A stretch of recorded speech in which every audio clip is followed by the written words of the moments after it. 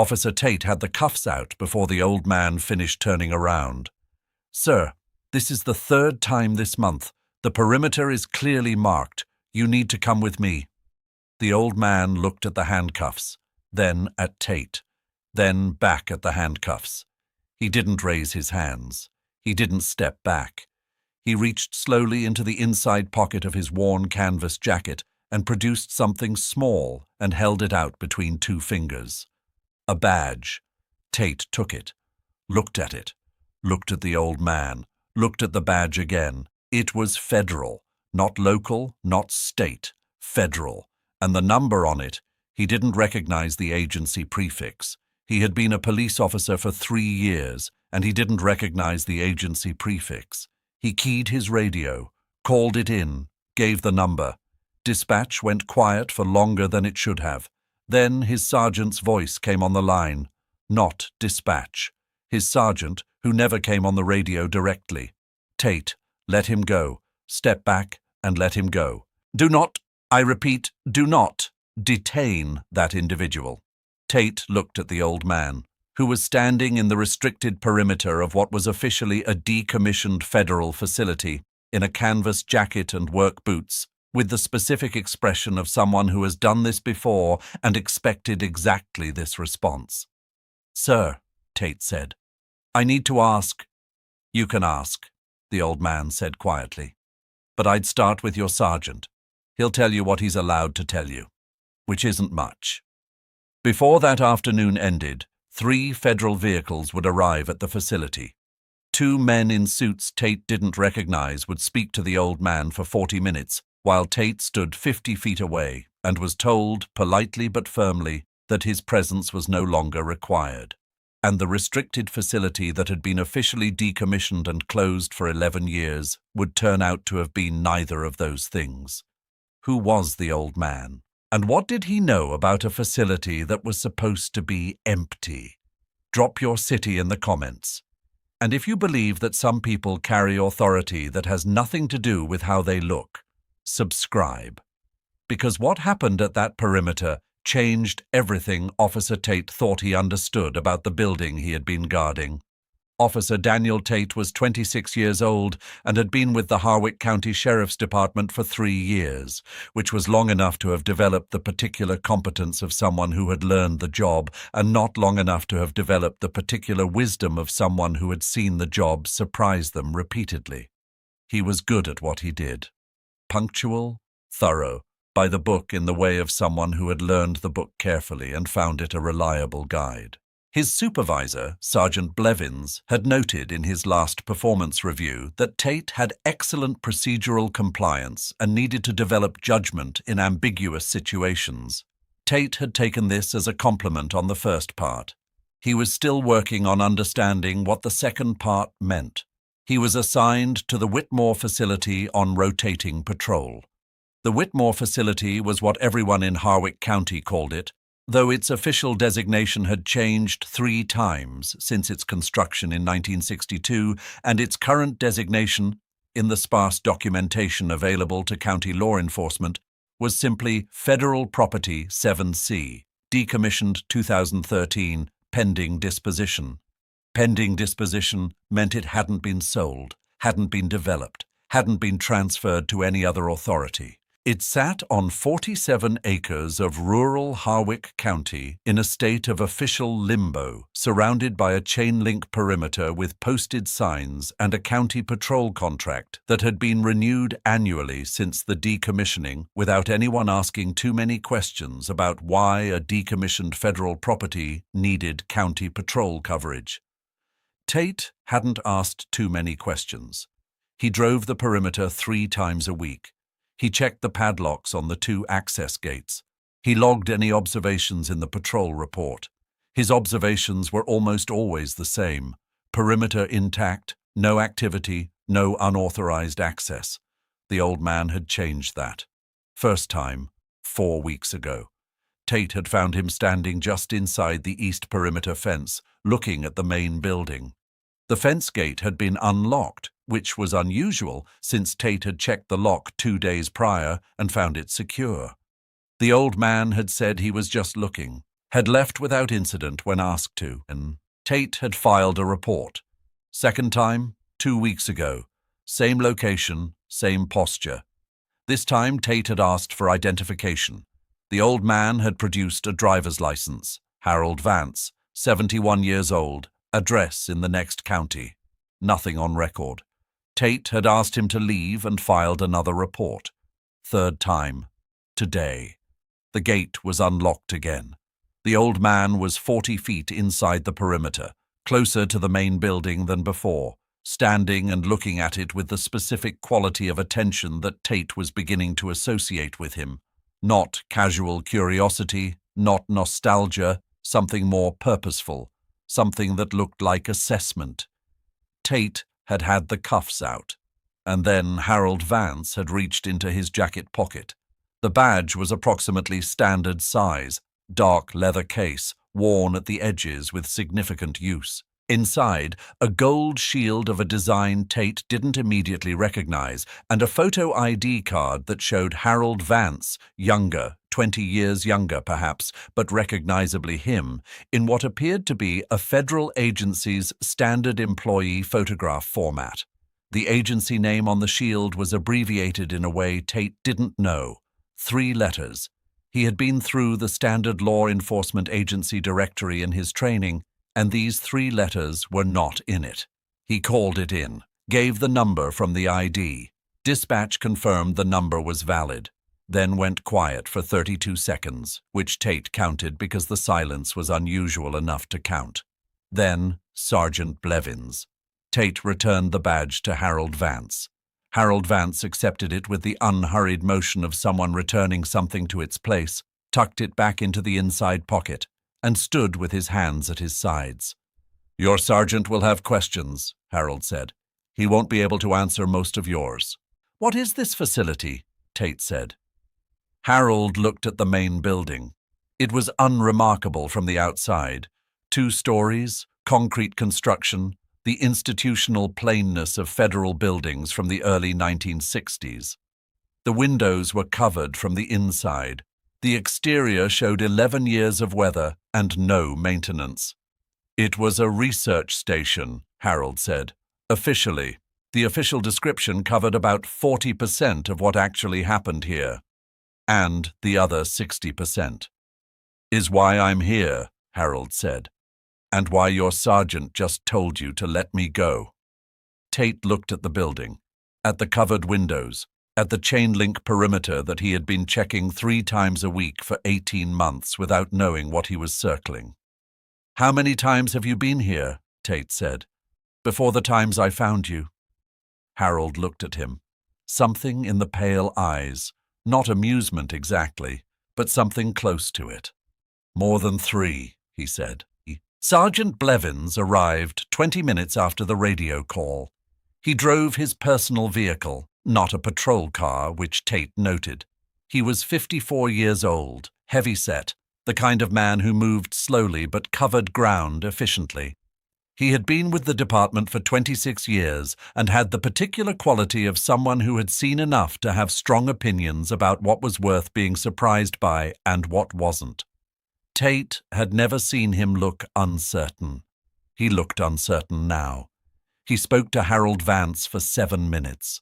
Tate was positioned 20 feet away, within sight but out of clear earshot.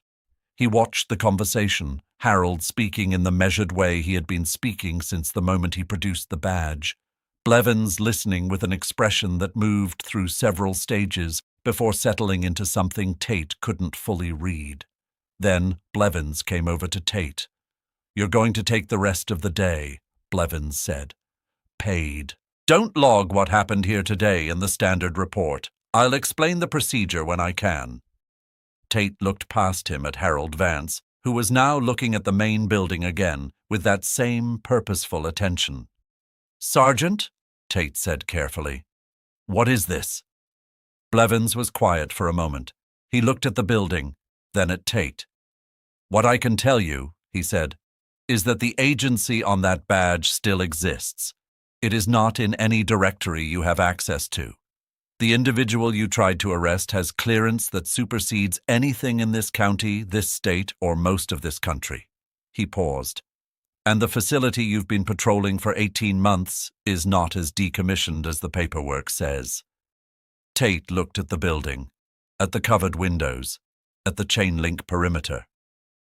Then why does it need county patrol? He said. Blevins looked at him. That, he said, is a very good question, and I don't have the answer. He went back to Harold Vance. Tate stood at the perimeter and watched. The 3 federal vehicles arrived at 3:40. 2 black SUVs and a sedan, government plates, no markings. They came from the direction of the highway, not from the town, which meant they had been traveling from somewhere that was not the local field office. 4 men got out. 2 from the first SUV. Suits, the kind of build that said physical training was part of the job description. The way of moving through a space that Tate associated with the federal agents he had encountered at training seminars, the systematic awareness of environment that was trained rather than natural. 2 from the second SUV, similar. The sedan discharged a single figure, a woman in her 40s, dark hair, practical clothing, carrying a tablet rather than a briefcase, who moved toward Harold Vance with the purposeful stride of someone who knew exactly who she was walking toward and why. She and Harold spoke for 40 minutes. Tate was at the perimeter. One of the suit-wearing men had positioned himself between Tate and the main conversation with the practiced naturalness of someone creating a boundary without making it look like a boundary. Tate understood the positioning and stayed where he was. He watched what he could see. Harold and the woman with the tablet, her name he would learn later was Reeves, she didn't give a first name, standing near the main building's entrance, Harold occasionally gesturing at specific features of the building exterior, the woman making notes on her tablet, the conversation having the quality of a briefing rather than an interrogation. Harold was providing information. The woman was receiving it. The dynamic between them was not one of authority over subject. It was closer to the dynamic between 2 people who have professional knowledge of the same thing and are comparing notes. At one point, Harold walked to a specific section of the exterior wall and placed his hand flat against it, said something. The woman made a note. Harold moved to the building's corner and pointed at something at ground level. A conduit or pipe of some kind that Tate couldn't see clearly from his position. The woman photographed it with her tablet. After 40 minutes, the woman spoke into a phone briefly. Then she and Harold walked toward the main entrance. One of the suited men produced a key from his jacket and unlocked the door. A key, Tate noted, that had apparently been carried in a suit jacket to this location, which meant it had been brought specifically for this meeting, which meant the meeting had been known about in advance. They went inside. Tate stood at the perimeter. The 2 remaining suited men stood at various positions with the patient alertness of people who were accustomed to waiting. Blevins came over. "Go home, Tate," he said. "Sergeant, I know. Go home. I'll call you when I can tell you something." Tate looked at the building, at the door that had just closed behind Harold Vance and the woman with the tablet. "The gate was unlocked," he said. "All 3 times. Someone unlocked it for him." Blevins was quiet for a moment. "I know," he said. "That's also one of the things I don't have the answer to." Tate got in his car, drove to the road, stopped, looked back at the facility through the windshield. 47 acres, chain-link perimeter, 2 stories of concrete, covered windows, officially decommissioned 2013, pending disposition. He had been driving the perimeter for 18 months. He drove home, did not sleep well. Blevins called 4 days later. He asked Tate to come into the office on his day off, which Tate did. He sat across from Blevins in the sergeant's office, and Blevins closed the door, which Blevins did not typically do. What Blevins told him was the version of the story that Blevins had been cleared to tell, which was partial and carefully bounded, and which Tate understood was partial and carefully bounded, and which he listened to without interrupting. The Whitmore facility had been operated by a federal agency from 1962 to 2001. The official designation, research station, was accurate in the way that partial descriptions are accurate. It described something that happened there without describing everything that happened there. The facility had conducted research. It had also conducted operations that were classified at a level that had never been formally declassified and which the agency's current institutional successor was in the process of reviewing. Harold Vance had worked at the facility from 1978 to 1996. His role during that period was classified. His current status, the agency designation on the badge, was that of a retained consultant to the review process. He had been authorized to access the facility as part of that process. Why hadn't the county patrol been notified of his authorized access? Blevins paused before answering this question. The authorization, he said carefully, was processed through channels that don't intersect with our patrol contract. The left hand and the right hand, as they say. But someone unlocked the gate, Tate said. Yes. 3 times. Yes. Someone at this facility, or someone with access to this facility's keys, unlocked the gate for him on 3 separate occasions without notifying county patrol that an authorized individual was on the property. Blevins looked at him. That is an accurate summary of what appears to have happened. And the review process, Tate said. What is it reviewing? Blevins was quiet for a long moment. Then he said, operations conducted between 1962 and 2001 that may not have been properly documented or properly concluded. Tate thought about that. About the specific weight of may not have been properly concluded. About what it meant for an operation to be not properly concluded.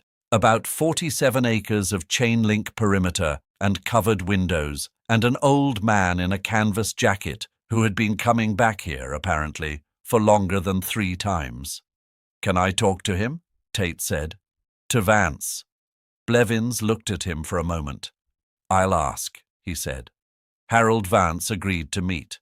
Not at the facility, at a diner in the next town. The kind of place with vinyl booths and coffee that had been on the burner too long, and the specific acoustic quality of a room where conversations disappeared into background noise. He was already in a booth when Tate arrived.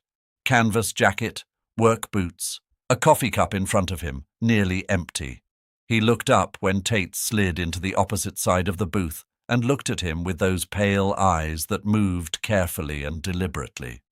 You have questions, Harold said. Yes. I'll answer what I can. Tate put his hands on the table. Why do you keep going back there? Harold was quiet for a moment. He looked at his coffee cup. Because there's something in that building that belongs to someone who doesn't know it exists, he said. And the review process is slow, bureaucratic.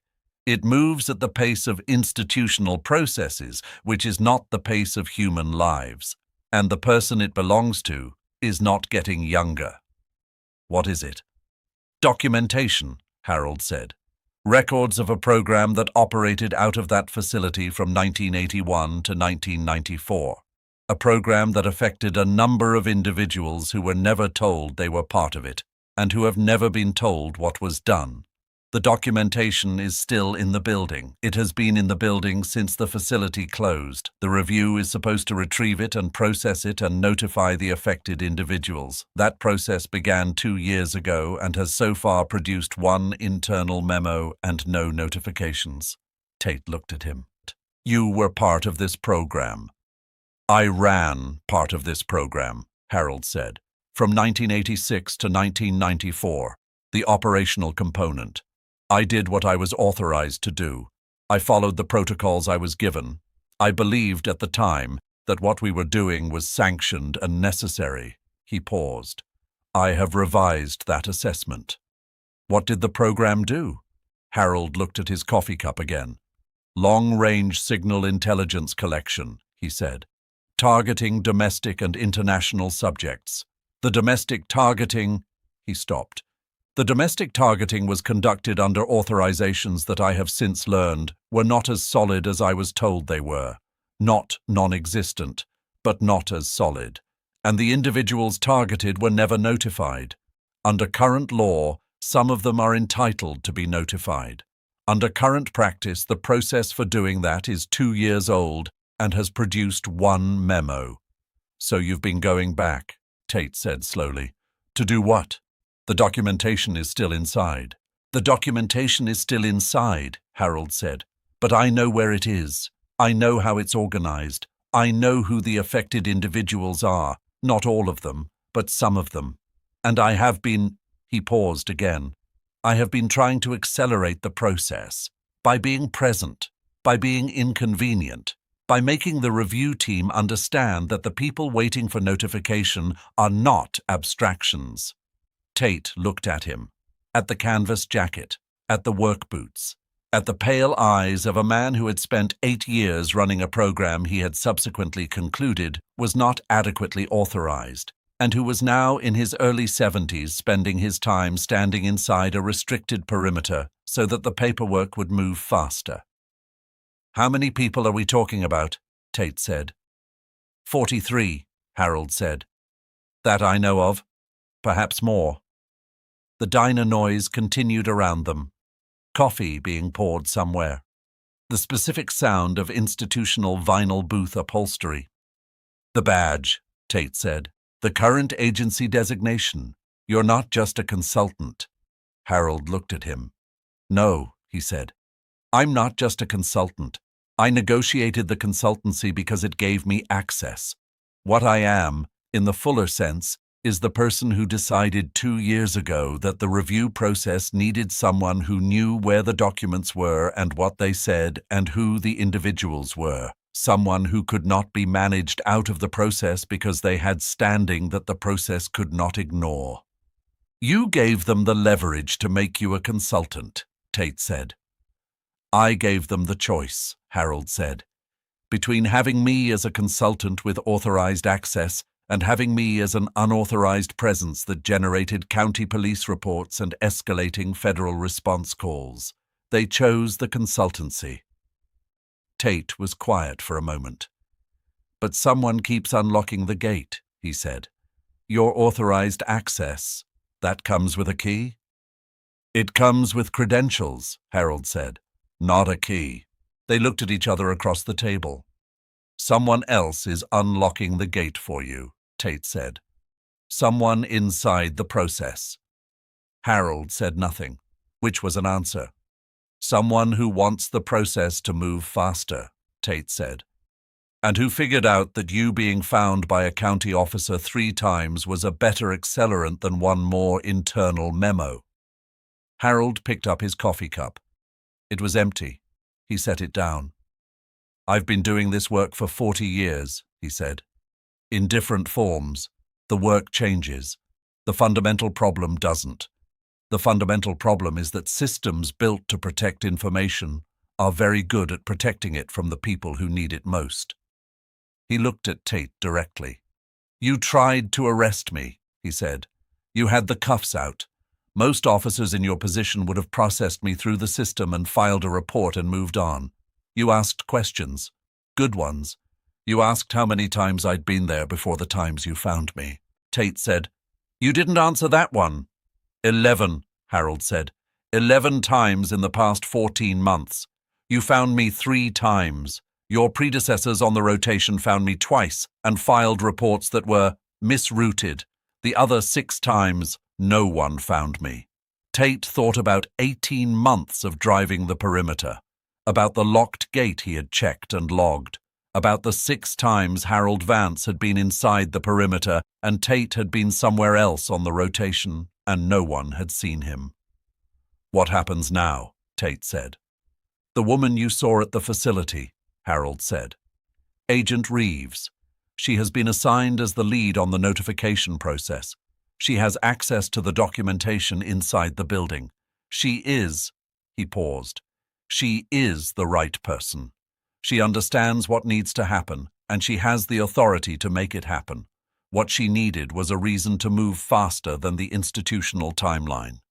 3 county police reports, Tate said.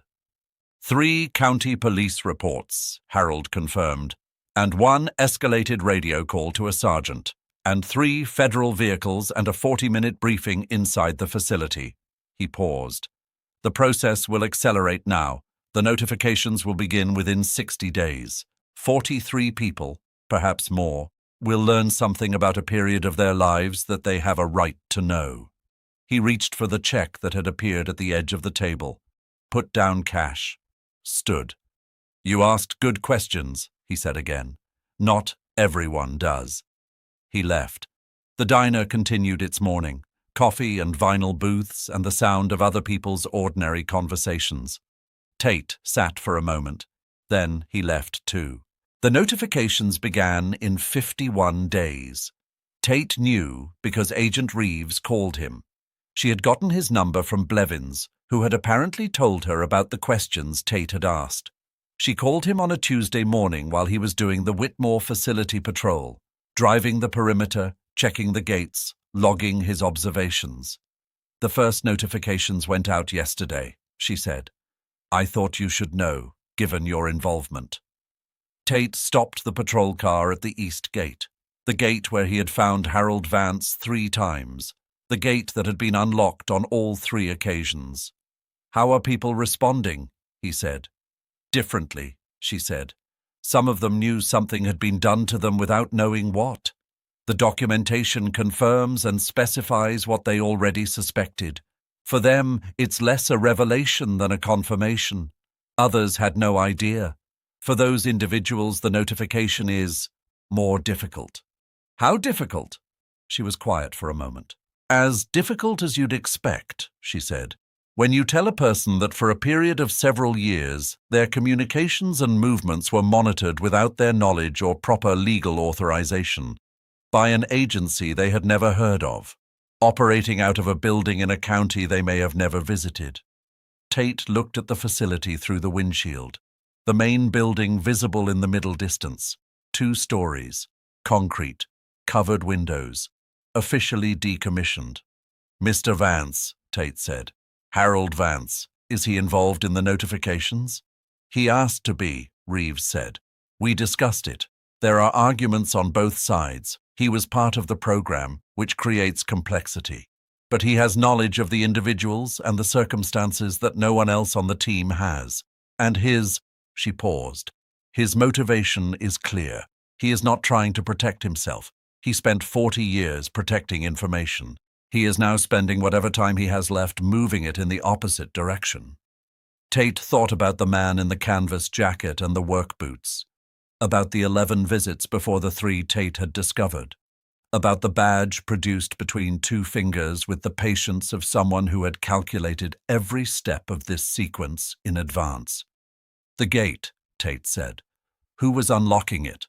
Reeves said, "That question is part of a separate inquiry," which was not an answer, which Tate accepted. He drove the rest of the perimeter, logged his observations. Perimeter intact, gates secure, no unauthorized access. The same entry he had logged for 18 months, now carrying a different weight.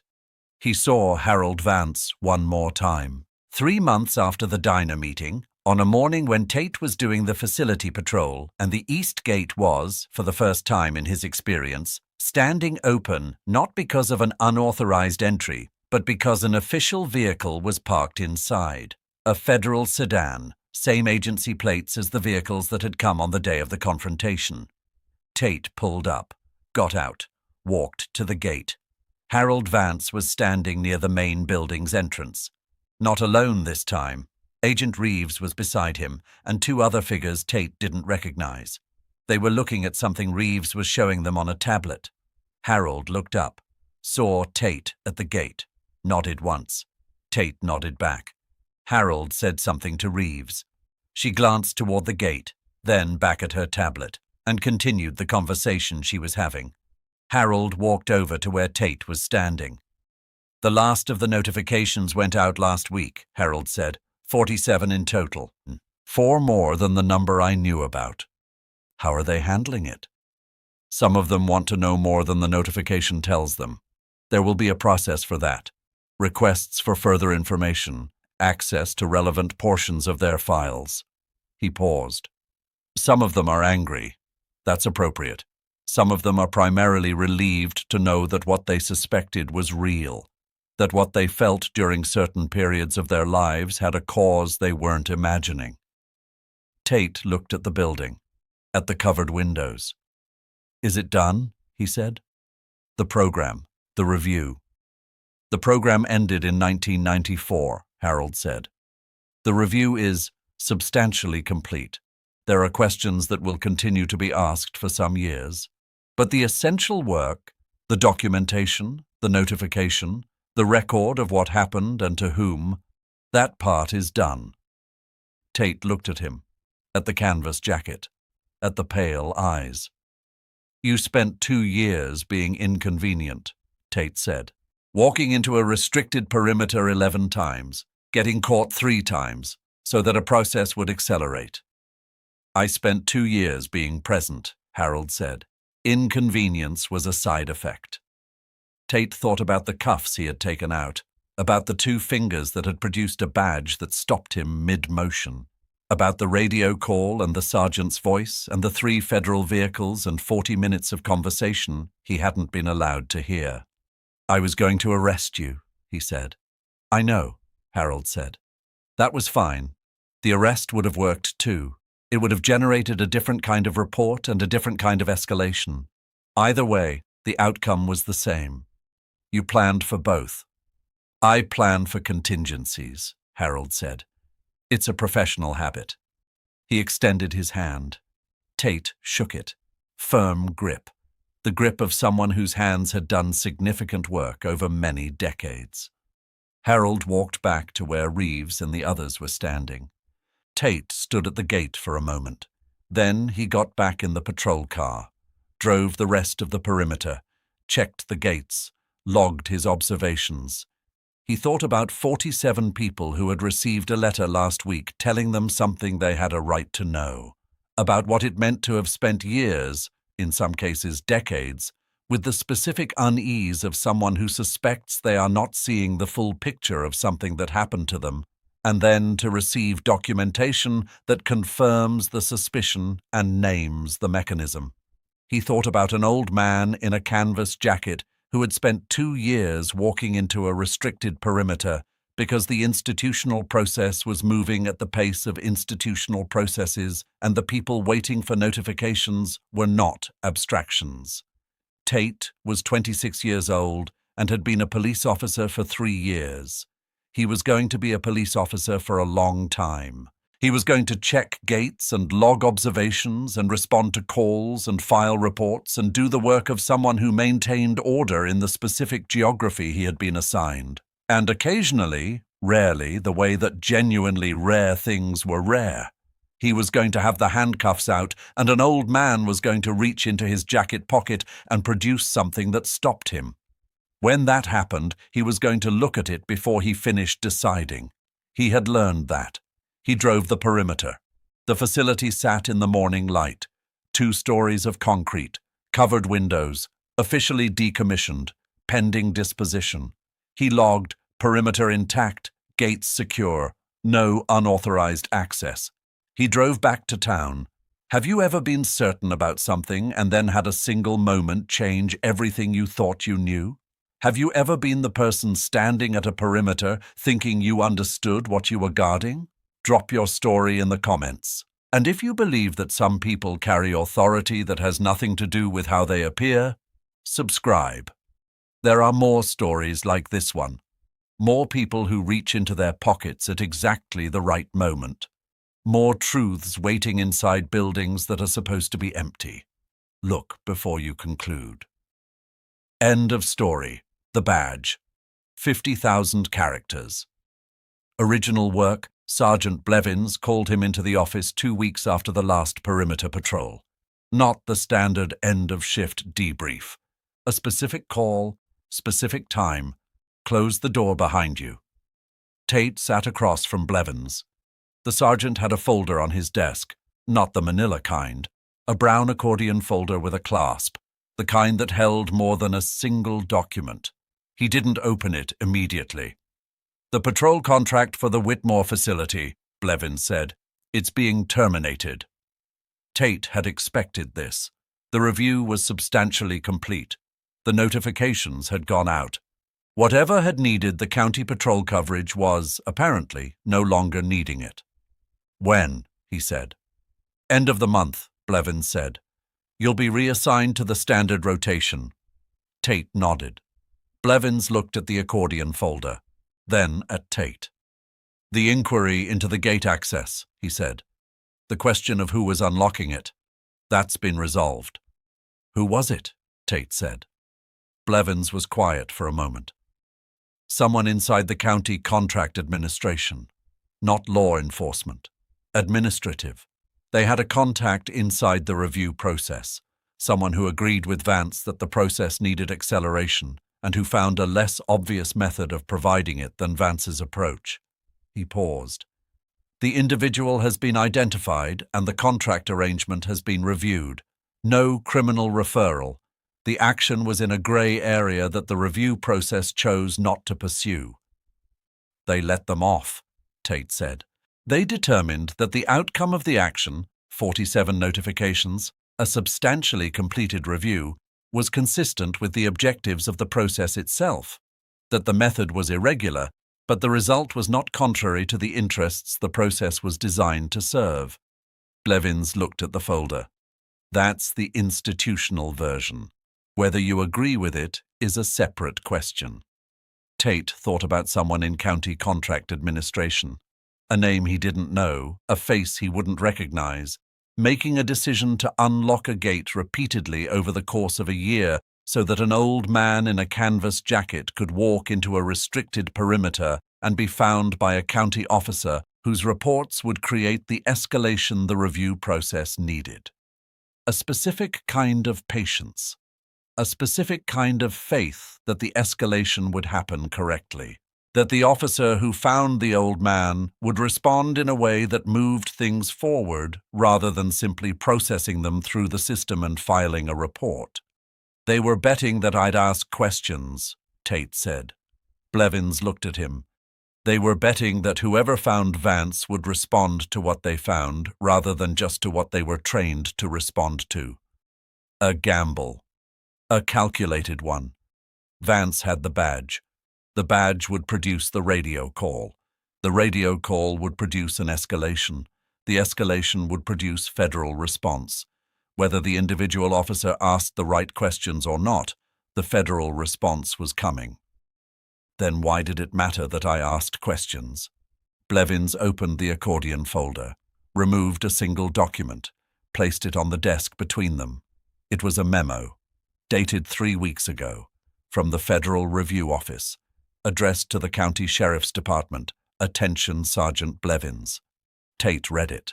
The memo commended Officer Daniel Tate by name for conduct during a sensitive federal matter, specifically for asking questions that facilitated the accurate understanding of the situation, for maintaining appropriate professional boundaries while gathering information, and for demonstrating the kind of judgment that distinguished responsive law enforcement from merely procedural law enforcement.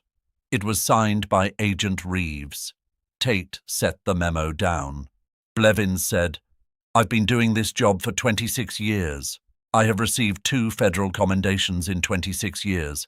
Both of them required me to do something substantially more dramatic than not arresting someone when told not to."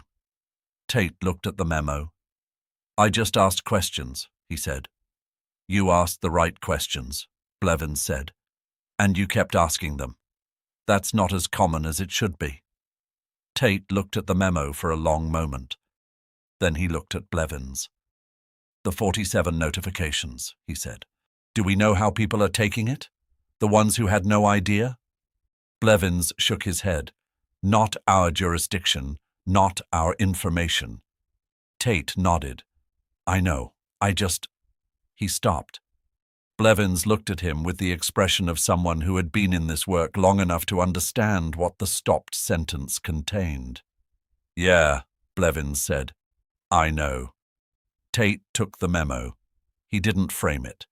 He put it in the accordion folder he kept for paperwork that didn't fit the standard filing categories, which had been nearly empty when he started and which was, after 3 years, beginning to accumulate.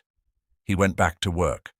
The standard rotation, different perimeters, different gates, different calls.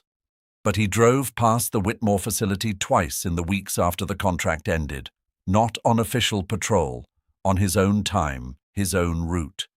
He drove past the east gate and looked at it through the windshield, the chain-link fence, the posted signs, the building visible in the middle distance. The gate was locked now, properly locked. He could tell from the road. He drove on. Harold Vance sent him a letter, not an email, a physical letter in a plain white envelope with a return address in the next county. Handwritten, in the precise, slightly compressed script of someone who had spent decades producing written reports that needed to convey information clearly and briefly. The letter was 3 paragraphs. The first paragraph noted that the review was formally concluded and that the documentation from the facility had been transferred to the Federal Archive, that the 47 notification recipients had each received a follow-up contact offering access to their individual files within the limits of applicable classification rules, that 29 of the 47 had accepted the offer.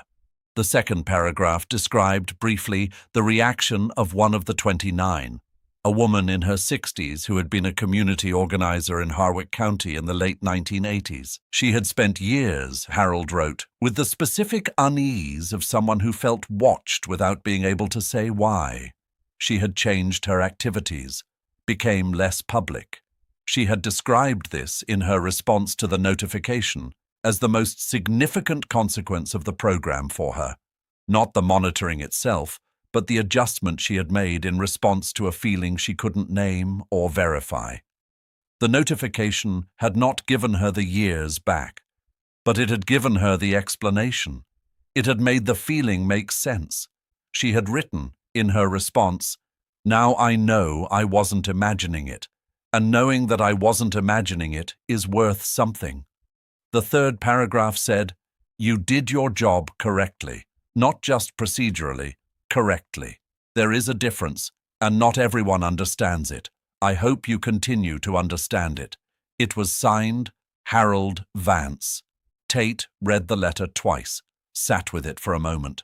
Then he put it in the accordion folder with the federal commendation memo and the notes from the diner meeting and the patrol log from the 3 days he had found Harold Vance inside the perimeter. He was 26 years old and had been a police officer for 3 years. He had learned something in the last few months that his training hadn't taught him and that he wasn't sure how to articulate, but which he thought about when he was driving perimeters and checking gates and doing the continuous routine work of maintaining order in the specific geography he had been assigned. He thought about the cuffs in his hand, about the moment before the badge, about the 12 words his sergeant had said on the radio: "Let him go, step back, and let him go. Do not detain that individual." He thought about the questions he had asked afterward, not because asking questions was in the procedure, because something about the situation had told him that the procedure was not the full response the situation required.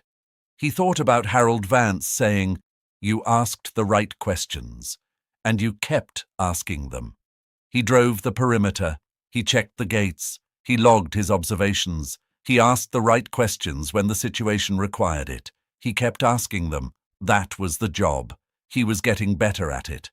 Spring came to Harwick County. The standard rotation continued. Tate drove his assigned routes, responded to his assigned calls, filed his assigned reports. He was good at the work. He was getting better at the parts of the work that didn't appear in the procedure manual. He had a new habit.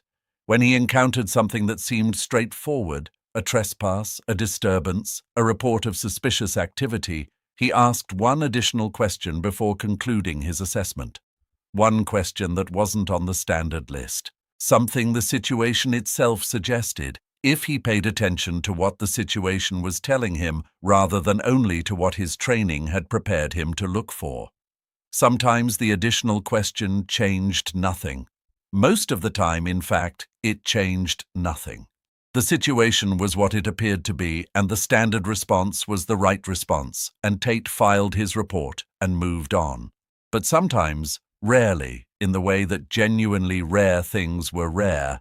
The additional question opened something that the standard list had passed over, a detail that the situation had been carrying all along, waiting for someone to ask. He thought of this as the Harold Vance principle, which was not an official principle, and which he had not described to anyone in those terms, and which he suspected he would spend the rest of his career applying without ever being able to fully articulate what it was. What it was, as best he could describe it to himself, was this: some situations carry more than their surface presence. Some people carry more than their appearance suggests. The job of someone who works in those situations and encounters those people is not only to respond to the surface, but to ask once whether the surface is the whole thing. One question. Before concluding. That was all. He had tried to arrest an old man in a canvas jacket 3 times. The third time, the old man had reached into his pocket, and Tate had looked at what he produced before finishing the sentence he had started. Everything else had followed from that. He told the story once to a group of younger officers during a department training day in June, not because he had been asked to tell a training story.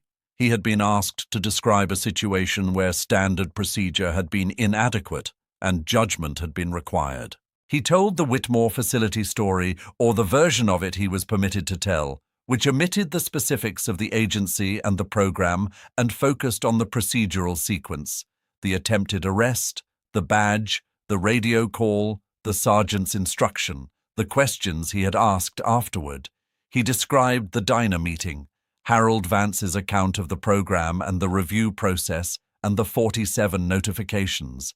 He described the woman in her 60s who had adjusted her life in response to a feeling she couldn't name, and who had written that knowing she wasn't imagining it was worth something. He described the cuffs in his hand, the 2 fingers producing the badge, the moment before he looked at it, when he had already decided. He said, "I looked at it before I finished deciding. That was the thing. I didn't stop because I was required to. I looked because something about the way he held it out, the patience in it, the specific quality of someone who has been waiting for exactly this moment, told me that what he was showing me was worth looking at before I concluded." The younger officers listened. Some of them wrote notes. Some of them looked skeptical in the way of people who are still at the stage of finding the procedure sufficient. Tate didn't push it. It was not something you pushed. It was something you encountered eventually when a situation carried more than it appeared to carry, and you either looked or you didn't. Some people looked. Some people finished the sentence they had started.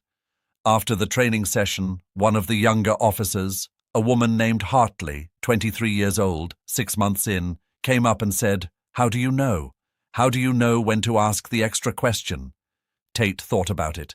He said, "You don't, always. Sometimes you ask it, and it changes nothing.